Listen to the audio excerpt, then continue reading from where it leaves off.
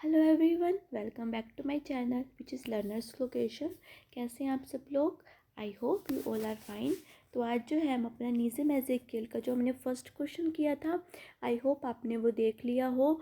और उसमें जो थीम्स थी वो कौन सी थी? अर्बन थीम थी और इंडियननेस थीम थी। ओके, ये दो थीम उसके अंदर हमने पढ़ ली थी। आज जो हम पढ़ेंगे सारी इंपॉर्टेंट थीम्स के बारे में जो उनकी पोइट्री में यूज़ हो रखी हैं। ओके, तो अब हम शुरू करते हैं। अगर आपने मेरा चैनल सब्सक्राइब नहीं किया है तो please subscribe to my channel, क्योंकि मैं इस चैनल पे सारे क्वेश्चंस अपलोड करूँगी जो हमारे एमए इंग्लिश में जो एग्ज़ाम्स में आते हैं, मेनली जो एग्ज़ाम्स में हमें मिलते हैं वो क्वेश्चन अपलोड होंगे। ओके, तो अब जो है हम अपना क्वेश्चन शुरू करते हैं। अगर आपने पिछली वीडियो नहीं देखी तो उसको देखना, उसमें जो है जो राइटर की इंट्रो है ना, वो आपको इस क्वेश्चन में भी यूज़ करनी है। हम जो यहाँ से थीम से शुरू करेंगे पर इंट्रो आपने वहीं से लेनी है।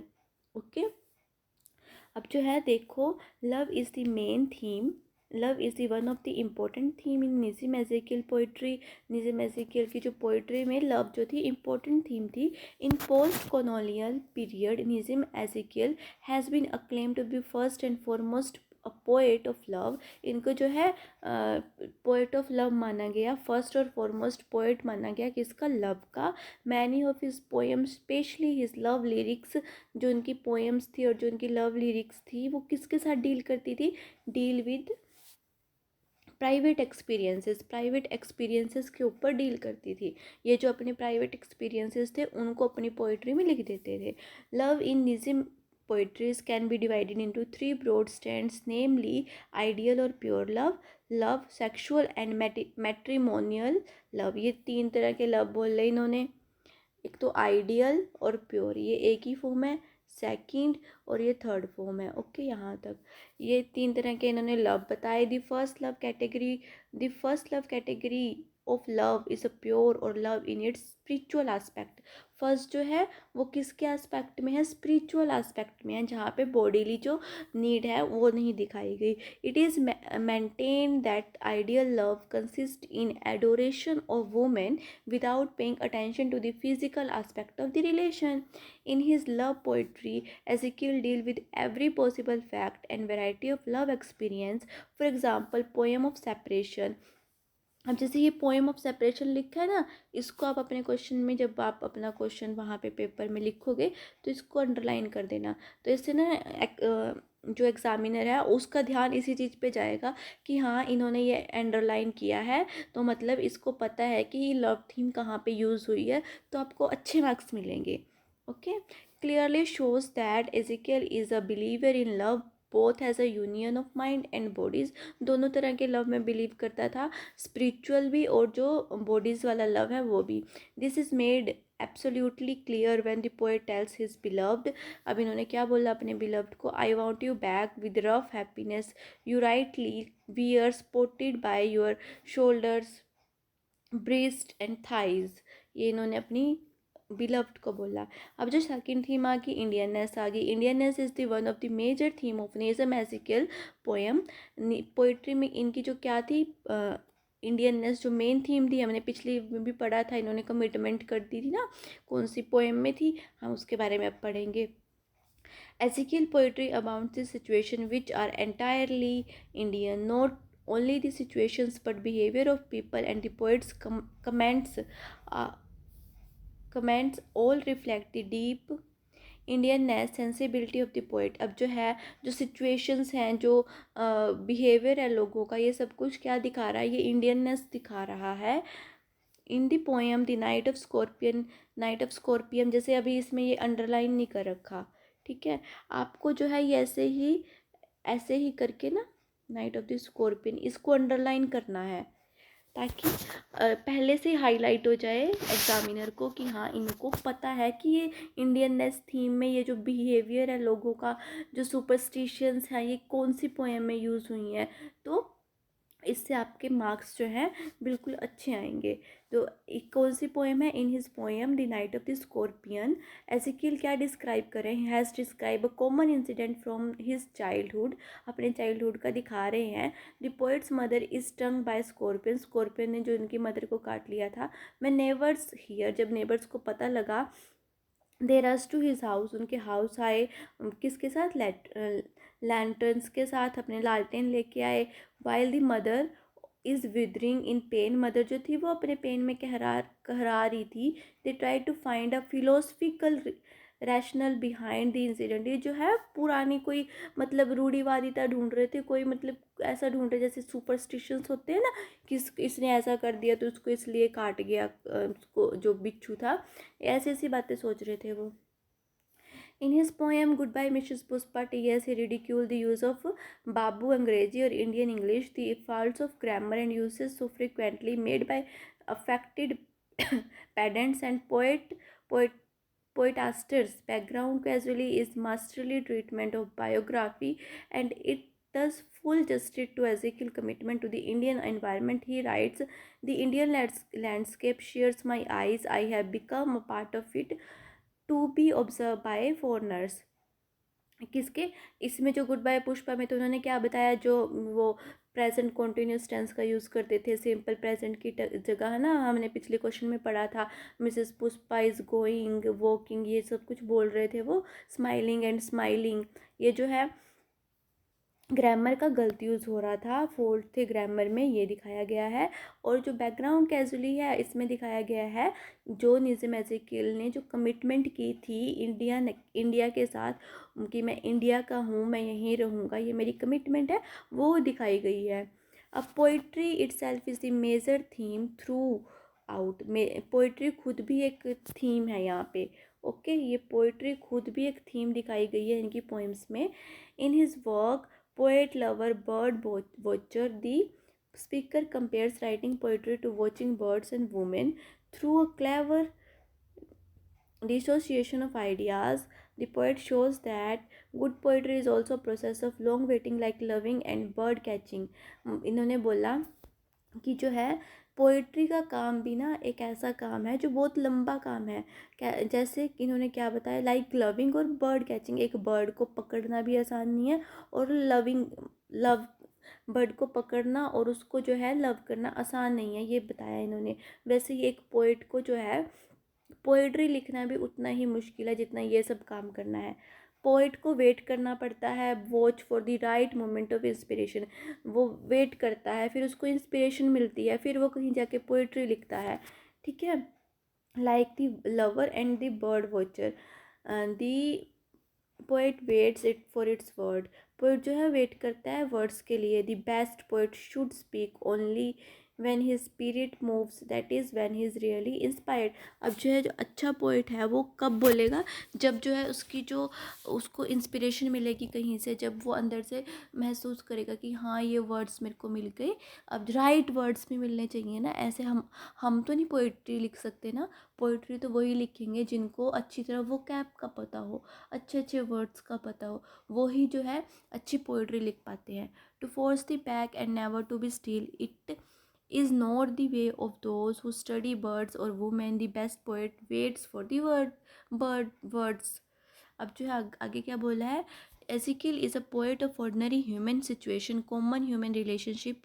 क्या बोला इन्होंने, एजिकिल जो था वो ऑर्डनरी मैन का पोएट था, ऑर्डनरी मैन की सिचुएशंस का पोएट था, कॉमन ह्यूमन रिलेशनशिप का पोएट था। जो इनकी एंटरप्राइज, जो इनकी पोएम थी, he shows the human condition on this sorry planet of ours, and of the frequent efforts, failures, frustrations of which man is subjected by the very nature of his earthly life। इतने जो efforts कर रहा है यहाँ इस planet पे, हम कर रहे हैं, इतने एफ़र्ट्स करते हैं, इतनी फेलियर्स मिलती है, इन सब को दिखाया गया है किस पे? इस पोइट्री के अंदर। A group of people undertake a journey moved by novel aspirations, as usually the case with human attempt at some noble achievement. The Visitor is also the poem which shows Ezekiel's interest in human situations, in the ordinariness the event. Also, the Night of Scorpion, he described human relationship in favor of a mother. The last line of the poem shows a mother care for her child, just like my mother only said, thank God the scorpion picked on me and spare my child. अब इसमें जो है माँ की जो ममता दिखाई गई है कि शुक्र है कि जो ये स्कॉर्पियन था, जो ये बिच्छू था, मेरे को काटा और मेरे बच्चे को नहीं काटा। जो मदर्स होती हैं वो तो ऐसी ही होती हैं ना, तो ये दिखाया गया है, ये ह्यूमंस के जो रिलेशंस हैं उनके उनको दिखाया गया है। अनदर थीम क्या है निज़्म एज़ेकियल की? रिलीजन है। Ezekiel was not committed to any particular system of thought and religion. वो किसी भी थॉट से या फिर किसी रिलीजन से पर्टिकुलरली कमिटेड नहीं थे। But he was not an artist atheist either, मतलब वो नास्तिक भी नहीं थे। He has a rational and clear headed view of his religion. उनको पता था अपने रिलीजन के बारे में अच्छी तरह, उनका जो व्यू था वो अच्छी तरह क्लियर था। His religion is a religion of love and charity ideals which every religion cherishes and preaches. अब जो बोल रहे हैं कि जो उनका रिलीजन है वो लव का, चैरिटी का, आइडियल्स का, जो हर रिलीजन के पास है। हर रिलीजन अपने आप में अच्छा है, कोई भी रिलीजन हो उसके अंदर जो है अच्छा ही है, तभी वो रिलीजन चलता है ना। I was brought up in a mildly Orthodox Jewish home, which gradually became Jewish. I attended the liberal Jewish synagogue in Bombay until I abandoned religion altogether soon after leaving school. The philosophy जो another important quality है इनकी poems की, for full of philosophical nature. For example, his poems like Philosophy and Background casually deals with his philosophical instinct to pay the fair. Philosophy, poverty and poetry, three companions shared by basement room. ये जो है philosophy, poverty and poetry, इसके बारे में बोला गया है. Ezekiel believes in living an inhibition free life. He wants to enjoy sensually. He treats women as a part of the beautiful world, like the beauties of nature. They too are to be enjoyed. He grows aesthetic about them, like other beauties in the world. The true business of living in seeing, touching, kissing, the epic of walking in the street and loving on the bed, ये बोल रखा है इन्होंने. In all his poems, the theme of alienation and search for identity is revealed. According to critics, theme of alienation and quest for identity has become underlying theme of Ezekiel poetry. We can find the theme in several. जो कौन सी theme है? Alienation की theme. इनको search for identity, ये identity के लिए search करें, ये हर पॉइंट में मिल जाएगी इनकी. अलाइनेशन, डिस्क्रिमिनेशन एंड टॉर्चर, ये इनको स्कूल में मिला था ना ये सब कुछ. Ezekiel had to bear in his childhood are expressed clearly in many of his poem. In his autobiographical poem Background Casually, the poet speaks about his school days. के बारे में बताया. I went to a Roman Catholic school, a mugging Jew among the walls. I grow in terror of the strong but understand Hindu lads. One of noisy day I used a knife. ये जब इनको तंग करते थे बच्चे, ये अपने आप को अलग महसूस करते थे वहाँ पे स्कूल में, तो उस बारे में बताया गया है. Ezekiel here indicate the prevailing feeling of religious and communal discrimination in Indian society. He feels alienated among his classmates. He again feel alienated among Hindus and Muslims as he belong to a minority community. इनकी जो community थी वो minority है ना. To escape all this he flew away to London चले गए. But वहाँ जाके इनको फील हुआ, वहाँ पे भी अलाइनेशन फील हुआ स्ट्रेंजर्स के पास. फिर इनको हॉन्ट करने लगा and he starts craving for returning back to India. फिर इनको लगा कि हाँ मेरे को तो अभी इंडिया जाना चाहिए. However, he finally identify himself completely with India. इन्होंने अपने आप को बोला कि मैं अपने आप को इंडिया के साथ ही आइडेंटिफाई कर सकता हूँ, मेरी आइडेंटिटी इंडिया में ही है. I have made many commitments now. This is one to say where I am. These lines reflect that Ezekiel totally commitment to India. As he has no place to go, he understands that he cannot get rid of his sense of being an Indian. Now he is a part of India, as India is the part of his soul. अब उन्हें समझ आ गया कि मेरा जो है India के अलावा कुछ नहीं है, और जो उनको पता लग गया कि मैं इंडिया का पार्ट हूँ और इंडिया जो है उनकी सोल का पार्ट है। Hence it can be concluded that Ezekiel is considered as a representative poet of Indian writing in English. He tried to express the Indian pathos ethos through the English language is like a Samuel Johnson की तरह दे in making a limited and precise use of metaphor। इन्होंने metaphor का use बहुत limited और precise way में किया है। He often uses word in their literal senses। According to a critic, Ezekiel's ability of making poetry out of ordinary is indeed immense। Ezekiel now attained his authentic voice and this gave a new strength of his poetry। अब जो है ये question complete हो गया। मैंने जो है आपको 2 क्वेश्चन करा दिए इसके। अब जो आएगा third question. Okay, third question क्या है, जो निज़िम एज़ेकिएल का स्टाइल है उसके बारे में हम पढ़ेंगे।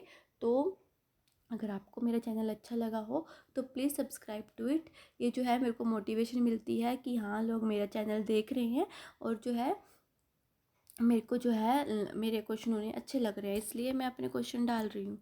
ठीक है, thank you for watching, like share and comment.